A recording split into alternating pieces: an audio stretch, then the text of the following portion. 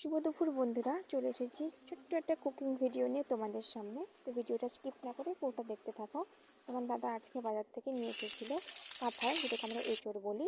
তো সেটাই রান্না করবো আজকে। তো দেখে নিলে এঁচড়টা কাটা হয়ে গেছে। সব রকম মশলা পেঁয়াজ রসুন দিয়ে আমি রান্না করবো যেহেতু, তো সেহেতু সব মা কেটে দিয়েছে।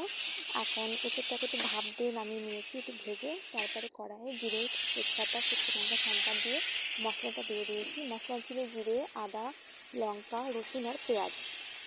তারপরে মশলাটা কড়াইয়ে দিয়ে বেশ হালকা করে কষিয়ে নিলাম। কষানো হয়ে গেলে ভেজে রাখা এঁচড়গুলোকে দিয়ে দিলাম।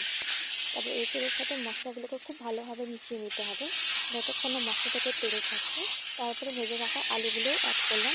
তারপরে বেশ ভালো করে হালকা হাতে কষিয়ে নিয়েছি। কষানো হয়েছে, যখন তেড়ে ছিটছে তখন আমি একটু জল দিয়ে দিলাম। জল দিয়ে বেশ ভালো করে নাড়তে হবে যতক্ষণ না মশলা থেকে তেল বেরোচ্ছে।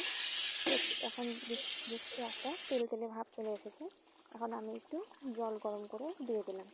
ব্যাস, তারপরে টকবক করে ঝোল ফুটে গেলেই নামানোর আগে একটু সানরাইজের গরম মশলাটা নামিয়ে নিলে আমার এঁচড়ের তরকারি রেডি। তারপরে গরম গরম ভাতের সাথে এঁচড়ের তরকারি দিয়ে দুপুরে আজকে খাওয়া দাওয়া হবে।